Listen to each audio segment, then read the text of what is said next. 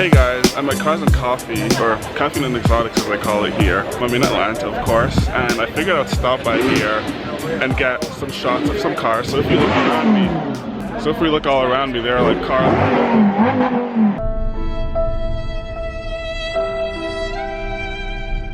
I figured I would stop by to just check out some of the cars they have on display. This is the first one that I'm here for because I moved destinations, and so they have so much more space for cars for us to check out. So without further ado, let's go ahead and do that.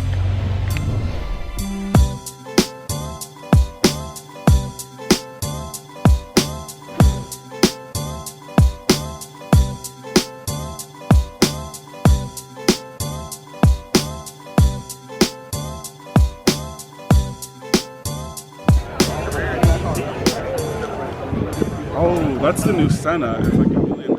I've actually never seen it in person. I'll have to go get a closer look of it.